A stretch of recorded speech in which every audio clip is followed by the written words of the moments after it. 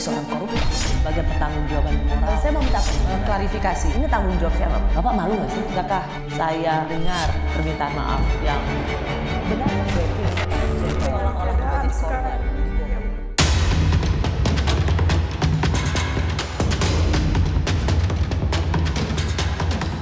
Danantara Indonesia bukan sekedar sebuah badan pengelola investasi, melainkan harus menjadi instrumen pembangunan nasional demi kesejahteraan seluruh rakyat Indonesia. Peluncuran Badan Pengelola Investasi Daya Anagata Nusantara BPI Danantara pada 24 Februari oleh Presiden Prabowo menandai era baru transformasi pengelolaan investasi strategis di Indonesia. Namun, pembentukan Sovereign Wealth Fund ini diterpa berbagai polemik. Mulai dari tata kelolanya yang belum jelas, hingga profil para pemangku Danantara yang erat dengan politik. Saya memahami bahwa banyak pertanyaan tentang Danantara Indonesia. Mungkin ada yang ragu-ragu apakah ini bisa berhasil atau tidak. Keraguan publik bukan tanpa alasan. Besarnya aset yang mencapai 900 miliar dolar Amerika atau setara 14.600 triliun rupiah memunculkan tanda tanya. Mampukah pengelolaannya transparan dan akuntabel? Meraih kepercayaan publik tak bisa hanya dengan janji yang muluk-muluk. Pemerintah wajib membuktikannya dengan sebuah aturan hukum yang tegas, mengedepankan pengawasan ketat serta membuka jalur partisipasi publik. Nah, ini yang kalau saya dan ini kita amati banyak nih ya, saya kebetulan waktu itu di Transparansi Internasional, bahwa sebenarnya pengawasan publik itu bisa dilakukan dan harus diberikan kanal. Nah, kanalnya itu di mana Danantara harus mampu memberikan kanal untuk pengawasan publik. Nah, ini kalau dia memang mentalnya buruk, ini berbahaya. Makanya saya selalu menekankan, ini kita menciptakan malaikat yang mensejahterakan bangsa atau kita menciptakan monster. Ya kan? Kalau tidak diawasi baik, dia akan menjadi monster ini.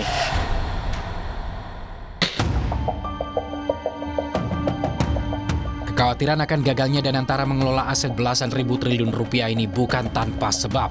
Masih hangat di ingatan publik, skandal korupsi luar biasa yang dilakukan mantan Perdana Menteri Malaysia Najib Razak dengan istri dan kroni-kroninya pada One Malaysia Development Berhad atau 1MDB.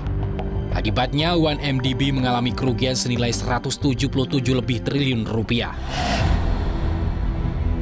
Kalau misalkan ini dia tidak ada sistem di internal yang baik, saya rasa ini bisa jadi celah, gitu kan, celah bagi Danantara untuk menjadi 1MDB. Kita minta bahwa Danantara ini harus diisi oleh orang yang berkualitas, profesional, dan juga tidak ada sangkut pautnya terhadap ya kepentingan politik maupun kepentingan pribadi gitu kan. Pentingnya transparansi, audit yang independen, dan pengawasan operasional yang ketat harus segera diatur.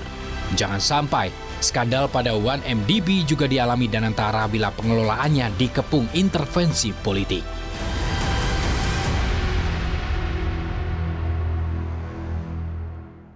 Daya Anagata Nusantara atau Danantara resmi diluncurkan Presiden Prabowo Subianto. Badan Pengelola Investasi Danantara dibentuk untuk mengoptimalkan investasi pemerintah untuk mendorong pertumbuhan ekonomi nasional. Danantara akan mengelola aset BUMN yang nilainya lebih dari 14.000 triliun rupiah. Pengelolaan dana berjumlah fantastis ini jadi pertaruhan. Malam ini, Rosi bersama Rosan Ruslani, Kepala Badan Pengelola Investasi atau BPI Danantara, yang juga sampai saat ini masih menjadi Menteri Investasi dan Hilirisasi. Saya juga seperti episode sebelumnya mengundang anak muda. Ia banyak sekali memberikan edukasi tentang keuangan di platformnya. Dan pendukungnya atau pengikutnya berjumlah lebih dari 5 juta subscriber. Dia adalah Raymond Chin. Selamat malam Pak Rosan. Selamat malam. Selamat malam Raymond. Rosi. Biasanya saya hanya akan mewawancarai Pak Rosan tentang Danantara. Tetapi karena soal Danantara ini Pak Prabowo mengatakan ini bukan tentang kita saat ini tapi tentang ini untuk anak cucu kita, maka ada baiknya pertanyaan-pertanyaan untuk Pak Rosan yang bertanggung jawab atau yang dipercaya mengelola atau menjadi Danantara 01 itu mendapat pertanyaan langsung dari seorang yang sangat dikenal memberikan edukasi soal investasi keuangan, Raymond Chin. Raymond, saya tahu Anda begitu aktif di platformmu dan juga aktif melihat sosial media anak-anak muda itu melihat Danantara dengan sangat kritis, bahkan skeptis. Menurutmu kenapa banyak yang masih skeptis pada Danantara? Pertama, thanks for having me. Most welcome. Actually, kritis dan skeptis itu menurut aku bagus. Yang lebih parah itu kalau apatis. Kalau kita lihat Indonesia kan sekarang sebenarnya bermain di komoditas baru. Yang baru lahir tuh 10-15 tahun lalu itu komoditas attention. Jadi persepsi publik itu menentukan kepercayaan publik. Mau nggak mau gitu. Apalagi kalau masyarakatnya intelijensinya rendah gitu. Maka lihat sesuatu, oh ini jadi realitanya gitu. Jadi in a way ini komoditas baru yang harus bisa dikontrol agar kebijakan-kebijakan itu bisa dieksekusi dengan baik gitu. Nah, Danantara ini uniknya salah satu topik selama 4 tahun saya bikin konten ya, salah satu topik yang highly requested. Setiap saya bikin story, setiap saya bikin post. Highly requested maksudnya paling banyak ditonton? Paling banyak diminta untuk dibahas. Kok tolong bahas ini, tolong bahas ini, tolong bahas ini. Karena sepemahaman aku, Danantara ini menurut aku ya, project paling ambisius yang pernah dipegang oleh Indonesia dari dia merdeka. Oke, sampai di situ dulu Raymond. Artinya orang mungkin baik berpikir Pak Rosan, Danantara ini elit, hanya milik yang paham market, investors. Tapi ternyata dari followers kamu itu banyak sekali ingin tahu tentang Danantara. Benar, bahkan kayak yang mahasiswa, bahkan kayak pekerja dan lain-lain, seluruh kalangan. Mereka penasaran soal Danantara. Soalnya ini kan dimulai dengan statement yang megah sekali, ya kan? 10.000 triliun, 14.000 triliun sebagai fund paling besar top 10 di seluruh dunia mengalahkan fund-fund sovereign yang di negara maju. Which is wow banget untuk Indonesia. Tapi pertanyaan yang kalau saya, biar nggak muter-muter ya Pak, ujung-ujungnya ke satu pertanyaan. Ini bakal dikorupsi nggak Pak? Itu kalau saya harus translate semua netizen saya, itu pertanyaan paling kritisnya yang bermuara ke satu konklusi sih Pak. Pak Rosan. Oke, terima kasih Mas Raymond. Saya juga sebetulnya sangat terima kasih dan mengapresiasi ini. Karena perhatiannya sangat luar biasa. Ya. Dari semua lapisan gitu. Buat kita seperti yang Mas Raymond sampaikan, perhatian yang besar berarti mereka concern, pengen tahu. Dan berarti tidak apatis kan. Kalau orang apatis terserahlah mau di Danantara itu apa. Tapi enggak. Nah ini buat kita menjadi suatu tantangan tersendiri gitu ya. Karena dengan perhatian yang begitu besar, ya pasti ekspektasinya ke Danantara akan menjadi lebih tinggi. Dari semua lapisan. Padahal kalau kita lihat ini baru lahir berapa hari. Ya. Nah pertanyaan dari semua pertanyaan itu, nah kita juga paham dan kita juga tahu ini kan integritas menjadi nomor 1 dalam hal ini. Oleh sebab itu arahan Bapak Presiden, dan itu menjadi pegangan kita, jalankan ini dengan apa? Dengan tata kelola yang benar, yang baik. Good governance, transparansi, kehati-hatian, dan integritas. Oke, kalau sampai di situ Pak Rosan, jika itu sudah menjadi satu komitmen, tapi mengapa ketika itu diluncurkan misalnya pasar saham dimulai juga dengan tidak terlalu baik, ditutup juga dengan melemah. Ya saya tahu ada kondisi, banyak yang tahu bahwa kondisi global itu memang sedang tidak terlalu baik, lalu juga kita sedang mengalami penurunan peringkat gitu. Tetapi kan kalau ada kabar baik tentang investasi di Indonesia, harusnya paling tidak itu juga direspon cukup baik oleh pasar saham. Ya, memang ini kalau kita bicara saham, ini bisa agak panjang gitu kan. Kebetulan saya juga awalnya karir saya di capital market, 25 tahun saya di pasar modal. Jadi ini kan suatu penurunan bukan yang pas hari H-nya terjadi penurunan, tapi memang sedang terjadi penurunan secara overall, secara keseluruhan. Ditambah lagi ada MSCI menurunkan indeks kita, yang dimana MSCI itu adalah patokan dari para global investor. Morgan Stanley Composite Index. Nah, tapi ini kan sifatnya bukan karena fundamental. Ini bukan fundamental perusahaan-perusahaan kita, bank-bank kita yang turun ini sangat baik gitu. Dan saya itu adalah true believer of fundamental gitu. Dan semua kalau kita investasi itu horizonnya apa sih? Long term kan. Oke. Gitu. Jadi ini bukan soal fundamental, tetapi memang ya karena ada kondisi global. Raymond? Ini masalah persepsi publik. Soalnya kan bedanya di financial market sekarang dibanding beberapa puluh tahun yang lalu, sekarang tuh maraknya social media, yaitu new wave of information lah. Di mana semua kalangan masyarakat tuh bisa dengan gampangnya mendapat informasi dan itu menjadi sentimen publik untuk melakukan aktivitas. Persis, tapi kan yang dijawab oleh Pak Rosan, ini hanya perception. Jadi tidak mencerminkan fundamental. Jadi harusnya ini tidak dijadikan alasan pesimis melihat Danantara. Aku punya teori yang berbeda. Karena attention sekarang semahal itu komoditasnya, perception adalah fundamental baru. Perception adalah fundamental baru. Jadi kemampuan sebuah organisasi government atau private sector untuk mengontrol narasi publik itu jadi satu skill yang sangat mahal.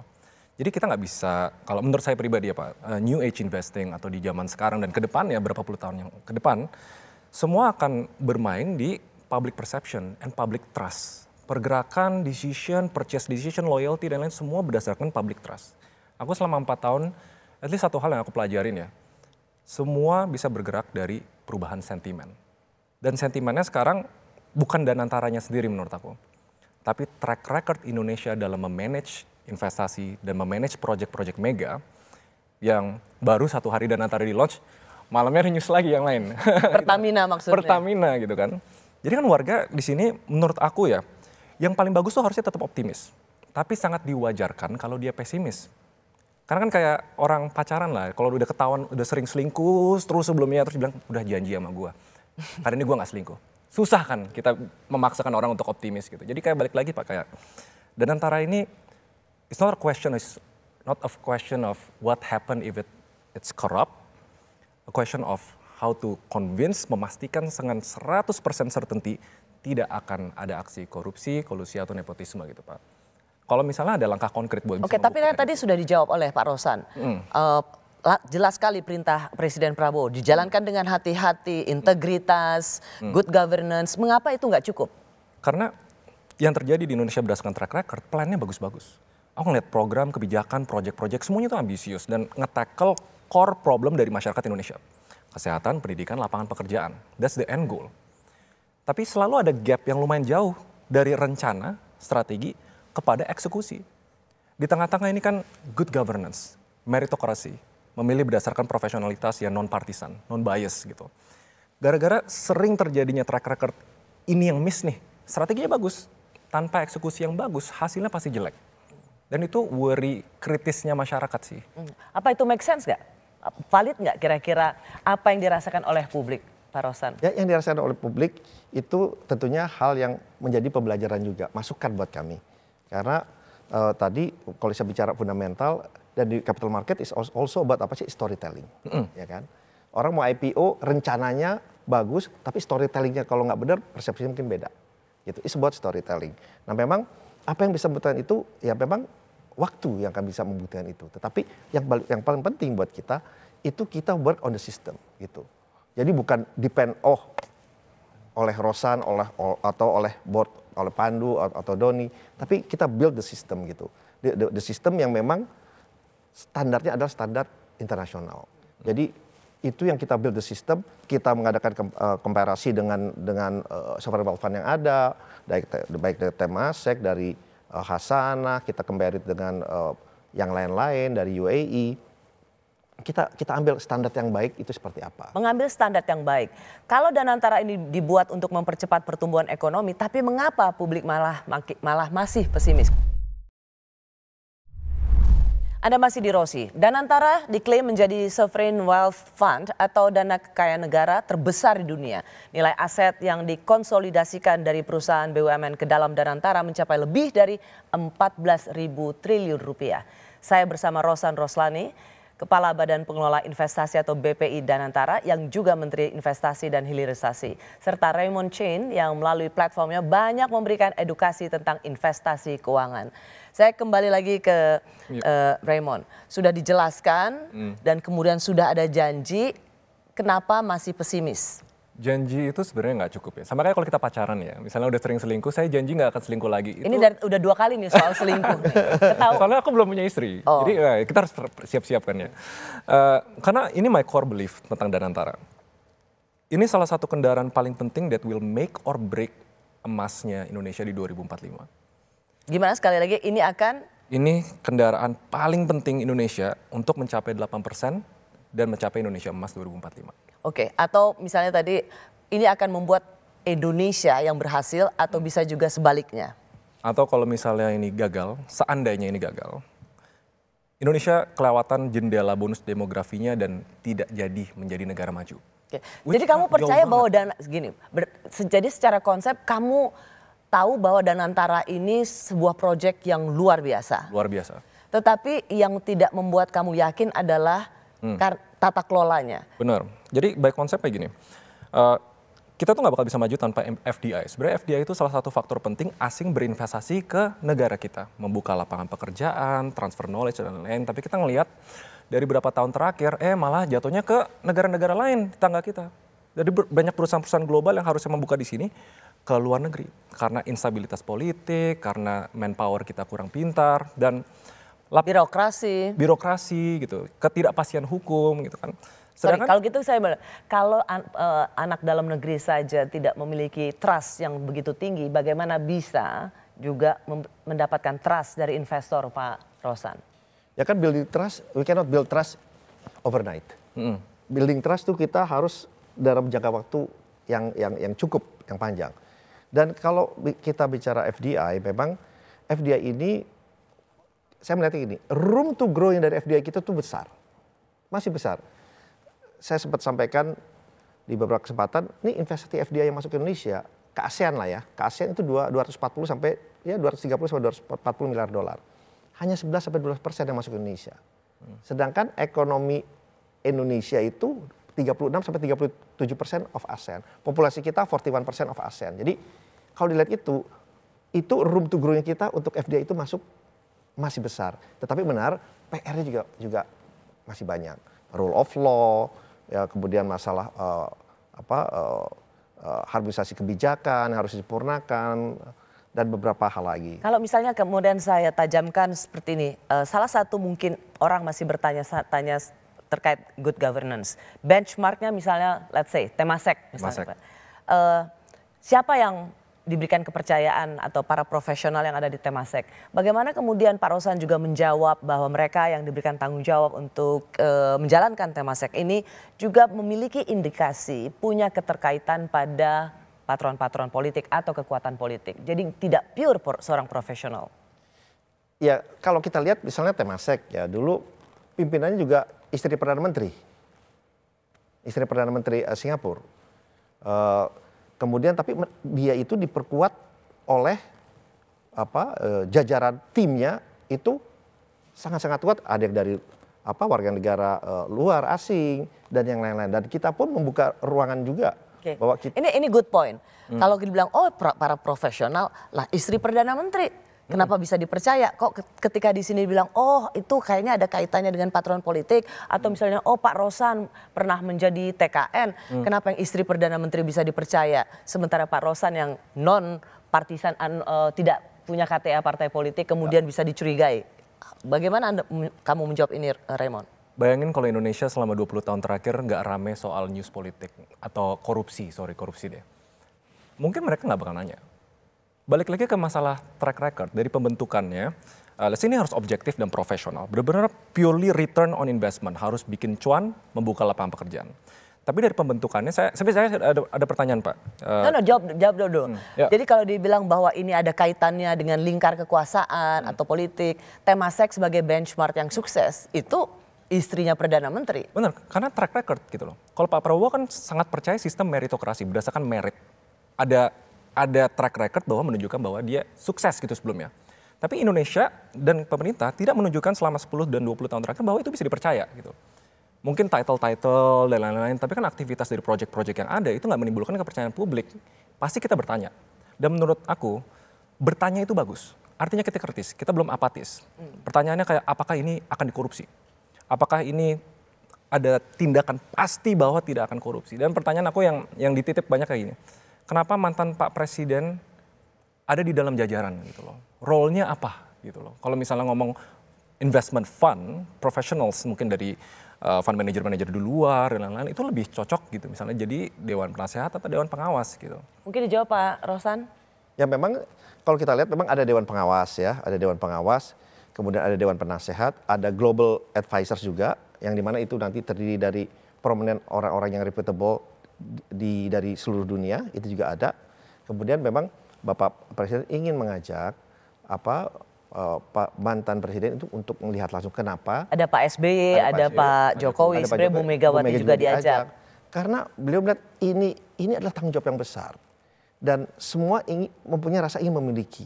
Jadi ya why not gitu. Kalau dengan pengalaman. Ya, why not Raymond? Gitu. Soalnya good governance itu dengan prinsip meminimalisir resiko untuk terjadinya tidak profesional.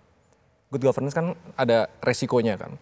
Kalau misalnya dari jajarannya udah ada kepentingan pribadi, politik, atau partai, atau belum lagi soal role regulator dengan operator gitu misalnya.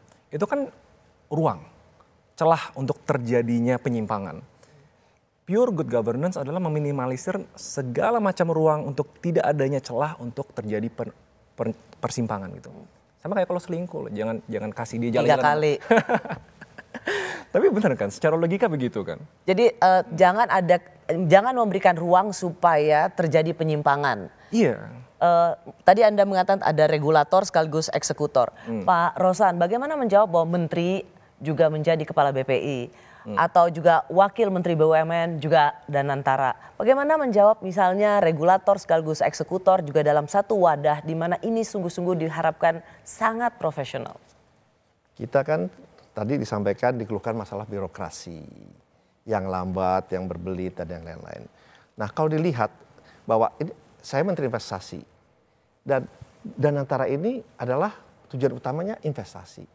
Latar belakang saya 25 tahun investasi, iya pernah saya jadi dubes di Amerika Serikat juga. Tetapi ini adalah hal yang bukan yang bertolak belakang.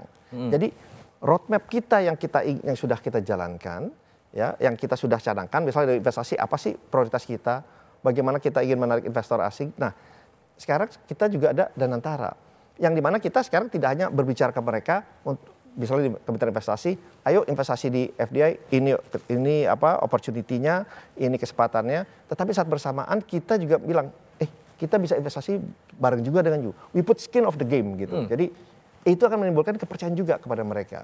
Dengan harapan apa? Ya FDI juga makin meningkat. Karena kalau kita taruh dana juga, ya mereka juga percaya pemerintah Indonesia juga taruh dana gitu.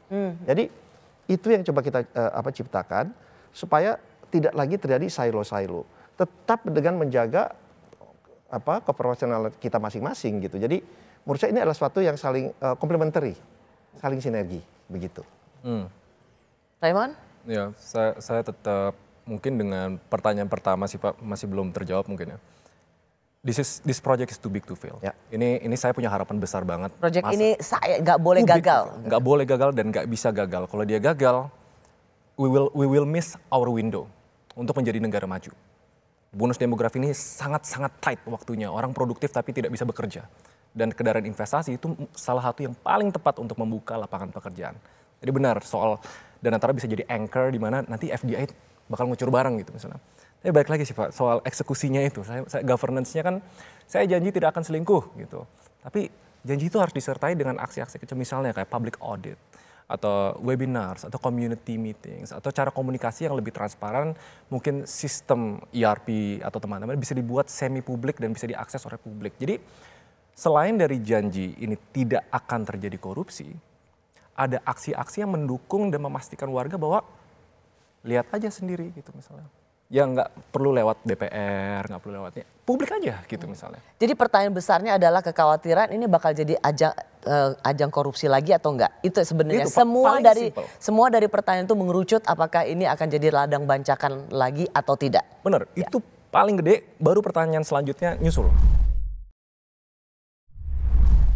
Danantara Indonesia untuk itu harus dikelola dengan sebaik-baiknya, dengan sangat hati-hati, dengan sangat transparan, dengan saling mengawasi, harus bisa diaudit setiap saat oleh siapapun.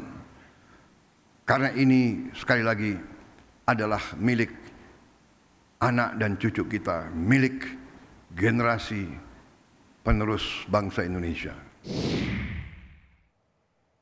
Anda masih menyaksikan Rosi malam ini. Saya masih bersama Rosan Roslani, Kepala Badan Pengelola Investasi BPI Danantara, dan juga seorang anak muda, Raymond Chin, content creator di bidang literasi keuangan.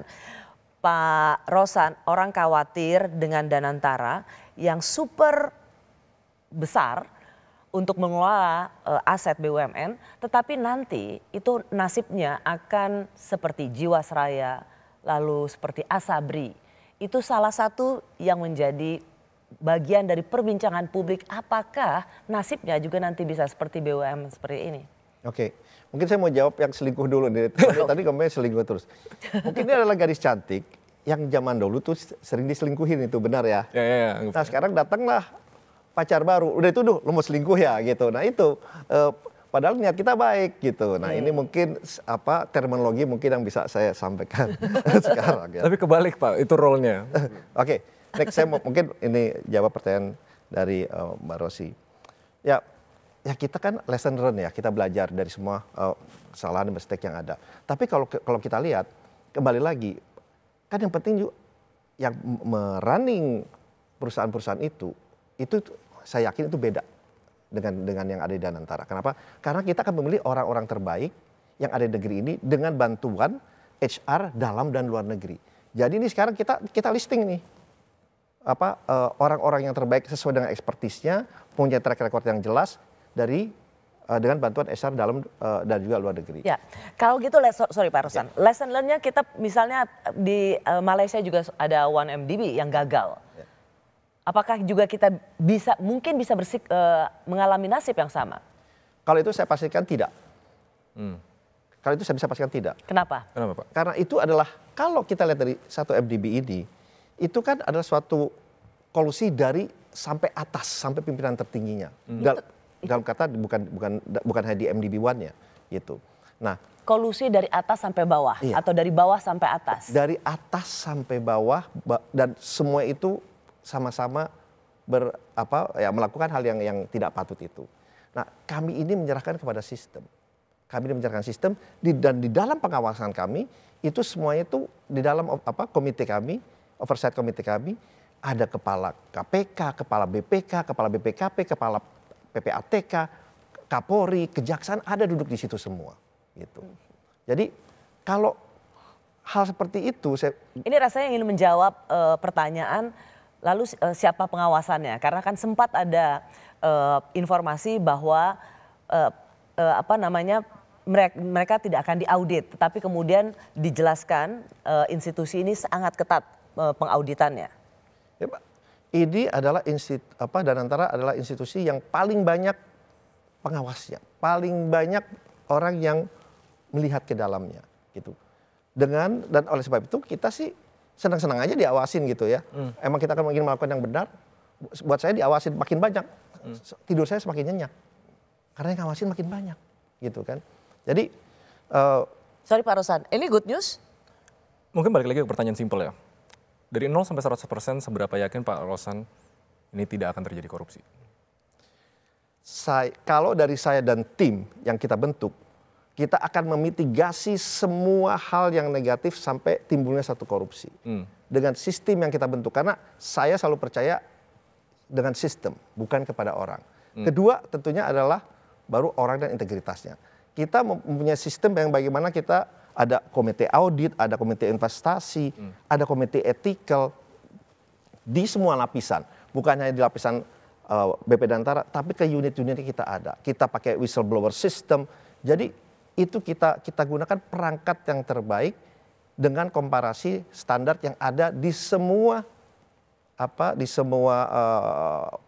sovereign wealth fund yang di dunia, dan itu kita masukkan ke dalam sistem kita. Yang bisa saya pastikan, saya dan tim tidak akan melakukan korupsi. Itu saya bisa jamin 100%. Itu harus respected sih. Itu harus diapresiasi, Pak. Tapi kalau misalnya saya yakin itu, Pak, ya mungkin tantangan saya kayak gini. Ada nggak hambatan untuk membuat ini proses yang sangat amat publik di level di mana di setiap langkah yang dilakukan oleh Danantara itu bisa diobservasi dan dilihat oleh publik. Ini mungkin yang nggak pernah dilakuin sebelumnya menurut saya ya. Public ERP misalnya. Seluruh sistem dan transparansinya di mana uang melewati, proses persetujuannya dan lain-lain gitu. Soalnya saya balik lagi, Pak, ini benar-benar menurut saya ya salah satu harapan terakhir untuk bawa Indonesia emas 2045. Dari 5% ke 8%, kalau nggak salah deltanya sekitar 600 triliun. Itu perkembangannya harus dikejar untuk bisa hit 8% gitu. Targetnya besar sekali, Pak. Dan resikonya juga besar. Resiko menurut saya yang paling besar adalah pertanyaan what if. Apabila semua aset BUMN itu, semua dana BUMN itu digunakan untuk hal yang lain gitu misalnya. Bukan di tanda kutip pertaruhkan untuk investasi. Misalnya belanja untuk pendidikan, belanja untuk anggap program makan siang gratis yang harus dieksekusi dengan lebih baik. Habis itu semua masalah-masalah welfare dan baru memancing FDI. Banyak what if-nya, Pak. This project cannot fail. If this project succeed, ini bakal jadi penyelamat kita. Kalau dia fail, waktu udah nggak bisa kita putar balik, Pak. Let's say kita sadarnya 7 tahun along the way. Wah, nggak bisa nih ngangkat 8%. What if-nya itu orang bakal berpikir, itu menurut saya backlash publiknya bakal lebih luar biasa. Kayak 7 tahun itu, kalau misalnya dulu Danantara nggak dibentuk dan digunakan untuk pembelanjaan atau aset lain lah, membangun pendidikan, welfare, kesehatan, what would happen? Baru itu, Pak, itu tuh kayak di film Inception. Sebuah idea yang akan menjalar seperti virus dan secara permanen menurut aku ya, Pak, bisa mengecap ke masyarakat dari kalangan paling atas ke paling bawah. Oke. Itu analisaku. Oke, terima kasih. Ini memang kita kan, tadi saya sampaikan kita punya parameter. Misal return of investment-nya itu minimum berapa. Benchmarking itu kita pakai. Dan tentunya kita, yang pertama kita lakukan misalnya apa, due diligence secara legalnya itu harus proper. Kalau legalnya nggak beres, ya udah kita tinggal. Karena buat kita yang penting legalnya itu harus beres, baru kemudian financial dan yang lain-lain. Nah, dan sebetulnya kalau kita bicara misalnya tadi saya dengar kesehatan. Kita sangat terbuka sekali untuk investasi di bidang apa? Kesehatan, pharmaceutical, healthcare. Karena memang room to grow-nya itu sangat baik. Di kita memang kebetulan juga masih ketinggalan. Sehingga itu bisa saling komplementari.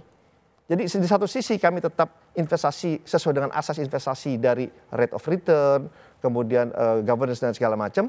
Tetapi dari sektor kesehatannya akan meningkat. Kita bangun misalnya medicine, pharmaceutical, karena di luar juga itu adalah misalnya di India saya contohkan, itu salah satu industri yang tumbuh berkembang dengan baik, obat-obatan yang murah, tetapi dari segi investasinya itu salah satu yang terbesar di India. Jadi hal-hal itu bisa complementary gitu. Jadi bukan berarti kita investasi, karena ujungnya investasi kita ini apa sih? Penciptaan lapangan pekerjaan yang berkualitas. Okay. Benar. Ujungnya itu. Nah, poin kamu tadi adalah bagaimana investasi itu dapat dilakukan secara transparan. Supaya uang yang digunakan, dividen BUMN itu tidak digunakan untuk proyek-proyek yang lain yang nggak ketahuan dan tiba-tiba meledak sebagai sebuah skandal. Itu sebenarnya kira-kira. Public see and build secara transparan gitu. Mungkin pertanyaan selanjutnya tuh kayak gini, Pak. Apakah memungkinkan karena ada jajaran yang ada personal interest atau ada rasa personal gitu ya. Misalnya dananya digunakan untuk IKN gitu. Yang kalau secara dianalisa secara return of investment dan secara financial return dan risk managementnya mungkin nggak make sense sih gitu. Tapi dijawab dulu, mungkin nggak itu kemudian bisa dialihkan seperti itu? Itu pertanyaanmu kan? Ya. Jawaban saya, kita semua tadi ada parameternya, ada benchmarkingnya. Kita lihat aja, mau investasi dari apa, mau ada permintaan dari mana aja silahkan. Tetapi kalau tidak masuk ke dalam parameter kami, benchmarking yang kami bikin, sistem kami bikin, otomatis tidak bisa. Ketolak gitu, Pak? Ya. Kalau misalnya nggak sesuai kriteria, ketolak? Yes. Itu alangkah baiknya kalau bisa dibuat secara transparan. Jadi that's how you gain trust di society. Pas hal-hal gini terjadi, oh ada yang minta nih project-project personal, ditolak sama Pak Ruslan. Oh, jadi kekhawatiranmu itu adalah bagaimana pengelolaan investasi ini alih-alih memang untuk direct investment, menciptakan lapangan kerja, tetapi lebih kepada kepentingan personal yang memiliki proyek. Iya, itu. Dan soalnya nggak jauh nih, sekarang tuh kata yang lebih hot ya kalau di dunia PR itu namanya optics. Apakah institusi atau organisasi di Indonesia mau private atau public sector ngelakuin sesuatu cuma untuk optics? Atau buat teman-teman yang nggak ngerti optics itu ya biar kelihatan bagus aja. Dan menutupi realitanya di mana di belakangnya itu nggak bagus dan berantakan. We don't want that. Harus ada dari optics sama dalamnya itu benar-benar full transparan. Lagi ada ruang operasinya, kacanya dibuat setransparan mungkin di mana seluruh Indonesia bisa melihat. Itu aku tenang. Dan aku yang bakal jadi brand ambassador untuk guys, ini udah full transparan, no reason untuk suudzon, kita support. Karena kalau ini works, hidup kalian, anak dan cucu kalian bakal sejahtera. I will be the first to say that, Pak. Terima kasih. Wah, saya senang sekali kalau Mas Herman bisa bantu seperti itu. Tadi saya sampaikan di awal juga transparansi itu kan salah satu yang disampaikan langsung oleh Bapak Presiden. Transparansi. Jadi kita akan melakukan ini secara terbuka. Tapi juga mesti kita lihat kaidah-kaidah yang ada. Contoh, misalnya kita mau berinvestasi. Kan kita juga terlibat oleh apa? NDA, oleh kerahasiaan dari perusahaan yang kita mau ambil. Nah nggak mungkin kita mau ambil, kita tentang kerahasiaan, mengenai data-data terus kita umbar data-data itu, apalagi itu perusahaan publik, itu bisa kena insider trading kami. Nah itu hal-hal itu juga kita mesti jaga, harus dimengerti. Kalau juga. gitu transparansinya apa dalam konteks kamu? Dalam konteks governance. Governance. Tata kelola aja. Kalau itu kita agree, saya setuju. Shake hands. Shake hands. Oh saya sih dengan senang hati ya. Kalau bisa Pak. Oke. Governance. Full Governance. transparan. Dan janji personal juga tim nggak bakal aksi korupsi terjadi dari timnya. Itu saya respect, saya apresiasi. Tapi we'll see apakah janji itu akan membuat menjadi realita dan baru kita sama-sama patahkan persepsi publik bahwa Indonesia tidak bisa dipercaya nih. Kita patahkan bareng-bareng Pak. Dan antara hopefully jadi proyek yang berbuah. Jika Danantara ini adalah sebuah proyek tidak boleh gagal, tetapi pertanyaannya bagaimana kalau? Saya masih bersama Rosan Roslani, Kepala Badan Pengelola Investasi BPI Danantara yang juga Menteri Investasi dan Hilirisasi serta Raymond Chin, pendiri startup investasi. Malam hari ini kita bicara soal Danantara. Raymond, kamu punya pengharapan yang luar biasa pada Danantara, makanya kamu sangat kritis. Karena kamu tidak ingin Danantara ini gagal. Tetapi ketika Danantara baru saja diluncurkan siang hari, lalu kemudian kita mendengar Pertamina yang kemudian ada kasus korupsi. Padahal Pertamina adalah salah satu yang dianggap backbone-nya Danantara. Apakah ini salah satu yang membuat waktu itu ruang ketidakpercayaanmu pada pengelolaan investasi di Indonesia atau yang akan dikelola Danantara? Kalau nggak salah Pertamina itu 22% ya Pak dari basis asetnya Danantara gitu kan. Dan ini concerning sih, kayak kepercayaan itu kan nggak bisa cuma lihat dari satu hal doang. Soalnya labelnya tuh sama-sama pemerintah, sama-sama BUMN. Labelnya tuh kayak udah dianggap satu geng gitu loh. Dan influence dari satu geng itu bisa merembet kemana-mana. Kalau misalnya permasalahan itu sistemik atau struktural gitu. Sudah pasti yang lain ke influence. Merasa itu menjadi bad news nggak ketika Danantara diluncurkan dan kemudian skandal besar begitu ada di Pertamina. Apakah itu sebagai sesuatu yang membuat Danantara menjadi sulit untuk mendapatkan trust? Kalau saya melihatnya, apapun kejadian itu adalah menjadi pembelajaran, menjadi masukan buat kita. Dan inilah Danantara dengan itu bisa terus menyempurnakan lagi hal-hal yang sudah yang kurang baik, yang negatif, yang korupsi, yang memastikan tidak terjadi di Danantara. Kita kan bisa selalu belajar dari suatu kejadian-kejadian yang baik itu buruk maupun baik. Ya, timingnya memang pas kita pagi diumumkan, sore, malam ini. Secara timing sangat tidak berpihak pada Danantara. Iya, timing sangat tidak berpihak. Betul. Kalau begitu, buat Raymond sekali lagi, ini kan Anda mengatakan tadi ada tadi contoh Pertamina, tapi menurut Anda ke depannya Anda tadi sudah bersalaman menanti komitmen dari Pak Rosan bahwa semua akan dilakukan secara transparan. Tapi apa catatanmu bahwa ketika Danantara nanti benar-benar sudah dijalankan, apa yang bisa menjadi pertanda bahwa ini menuju jalan yang tidak terang atau lorong yang bisa tidak berhasil? Waduh, kalau walaupun terjadi di skala yang kecil misalnya ya, ada mismanagement di skala kecil, ada korupsi, ada keselip lidahnya dalam berkomunikasi dan lain-lain. Danantara is all eyes on Danantara di Indonesia. Gitu. Dan aku salah satu percaya soul believer bahwa ini tuh kendaraan paling penting, salah satu yang paling penting dan very personal buat Bapak Presiden gitu. So emang bebannya berat Pak, pasti bebannya berat sekali Pak, ekspektasi warga tuh kayak there's no room for failure. Gitu. Tidak boleh ada sedikit pun salah. Sedikit pun salah, jadi kalau pas sedikit pun salah anggaplah warga yang masih berharap dan kritis, mereka akan mengkritik dan itu positif. Kalau kita mengkritik itu positif. Kalau kita udah nggak ada yang kritik, walaupun korupsi terjadi di mana-mana, wah itu udah nggak bisa berharap sama warga. Sebenarnya dasar orang tidak percaya atau mungkin tidak percaya tapi masih kritis bahkan skeptis itu Pak Rosan. Misalnya katakan Temasek, oke, istrinya Perdana Menteri menjadi salah satu eksekutif. Tetapi kan ada kondisi bumi dan langit soal situasi indeks korupsi misalnya. Kalau di Singapura itu peringkat 3. Sementara kita indeks persepsi korupsi itu ada di peringkat 99. Jadi meskipun dikelola oleh pejabat atau yang memiliki circle pejabat. Karena mereka sangat anti good governance dan anti korupsi. Maka siapapun yang ada di situ ada kepercayaan. Di kita itu yang pijakannya sangat berbeda. Iya, iya benar Mbak Oci. Oleh sebab itu saya bilang, untuk building trust cannot overnight. Dan antara ini baru lahir, ini bayi, tapi ekspektasi tinggi, baru lahir udah disuruh lari.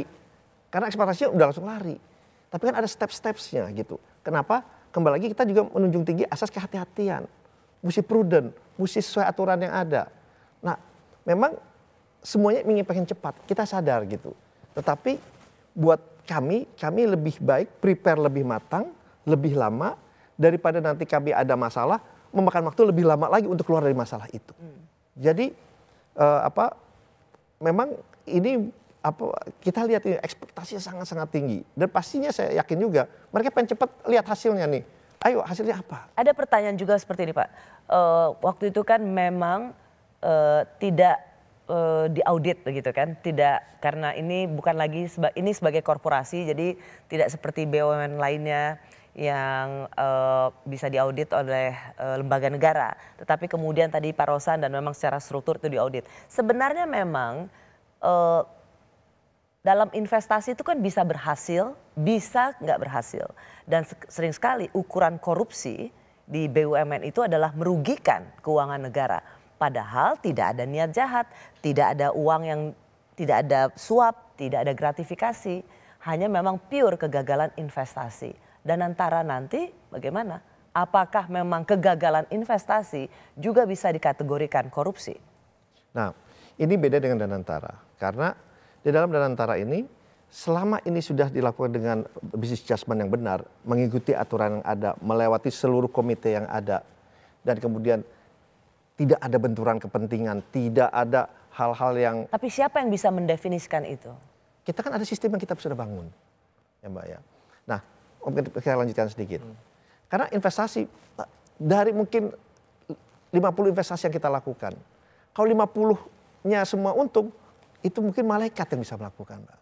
Ada kemungkinan 50-50-nya untung, mungkin. Tapi pasti ada aja 1-2 mungkin yang tidak berhasil, gitu. Nah, tapi kan harus dilihat itu secara keseluruhannya. Pertama-tama tidak, kalau dari segi keuntungan, tapi kan bisa lihat juga dari segi pencipta lapangan pekerjaan. Bisa dilihat juga dari sisi ekspor dan sisi lain yang sebetulnya mendorong perekonomian juga. Jadi kalau dari 100 investasi kita 1 fail dan kita dianggap sebagai penalize, melakukan kerugian negara dan korupsi. Kerugian negara, nggak ada yang berani, Ma. Itu sebabnya birokrasi investasi kita itu tidak bisa optimal. Itu salah satu. Dan ini coba kita koreksi oleh Danantara. Atau mungkin begini Pak, kayak short termnya ya, ini kan semua bergerak berdasarkan sistem. Ya. Dan sistem yang saya harap sih yang ini lebih transparan. Contohnya misalnya berkaca dari kasus Cortex. Ya. Kan kalau secara analis ya, bilang kayak proses, bukan pas Cortexnya jadi, bukan cara dia membenarkan diri dan lain-lain, karena pas kejadiannya ada baru transparan itu telat. Yang harus adalah dari sebelum kejadian itu ada harus ada transparan. Misalnya dari proses procurement, pengadaan, project management dan lain-lain. Mungkin kayak apakah bisa nggak Pak? Misalnya dari sistem yang berada, dari pemilihan Pak Rosan dan semua CIO-nya dan jajaran penasehat dan pengawas, prosesnya untuk sampai terjadi struktur itu gimana Pak? Apakah itu benar-benar lewati proses yang berdasarkan meritokrasi, berdasarkan track record, apa kalau curiganya warga kan mereka suka suzon ya Pak, misalnya wah ini mah dititip nih karena sebelumnya punya personal relationship di sini. Gitu. Jadi sistem yang dibeli yang menyangkut procurement itu pasti titipan. Oke. Kita harus bantah itu dulu Pak, itu the first step. Oke. Ya memang kembali lagi ini juga kadang-kadang sistemnya sudah baik, kalau orangnya nggak baik ya kemungkinan terjadi itu selalu ada, ya kan. Nah oleh sebab itu kita nih penyusunan untuk orang timnya termasuk nanti komisaris, direksi kita nih bukan kita yang nunjuk gitu. Jadi kita mendapatkan untuk yang sekarang ya kita mulai yaitu orang-orang yang terbaik di dalam maupun di luar negeri. Itu yang dan kita dapat listnya, kita kerjasama dengan luar, tadi sempat dengan headhunter luar, HR luar. Ada Tony Blair, apakah itu menjadi salah satu faktor yang memberikan dukungan pada good governance? Ya. Atau lebih kepada faktor untuk memberikan kepercayaan pada investor asing? Ya, beliau kan adalah sosok yang sangat prominent, yang juga mempunyai Tony Blair Institute, yang dimana salah satunya adalah penguatan dari sumber daya manusia, pencipta lapangan kerja, dan jadi yang dipilih itu juga yang align dengan kita. Nah, atau mungkin ada yang mengatakan gini, tidak terlalu percaya diri kalau nggak pakai Tony Blair, jadi kayaknya kurang international branded. Emang kadang-kadang serba salah nih Pak ya. Tapi hampir semua sovereign wealth fund itu pengelolanya, advisorsnya selalu ada global advisorsnya. Ya, wajib. Di semua. Wajib. Di semua sovereign wealth fund yang ada. Nah jadi itu juga makanya kita kan benchmarking dengan yang lain nih. Ya. Gitu. Kalau kita aneh sendiri kan nanti kepercayaan luar juga bilang, oh ini kok Indonesia bikin di luar kelaziman yang ada, malah menimbulkan ketidakpercayaan. Jadi kita juga jaga kepercayaan dari dalam dan luar negeri yang benar-benar kita jaga. Setuju dengan penempatan Tony Blair? Sebenarnya setuju, tapi kita harus lihat historinya juga, mungkin relationship TBI atau Tony Blair Institute terhadap beberapa instansi pemerintah gitu. Balik lagi pertanyaannya, ini pure profesional, apa sudah ada personal relationship? Karena dengan? apa? Dengan misalnya Tony Blair dia sendiri gitu. Kemarin ada beberapa nama baru, misalnya kayak Ray Dalio kalau nggak salah ya Pak ya. Itu masih rumor ya Pak, berarti Ray Dalio ini? Kalau Ray Dalio nanti juga akan datang ke sini.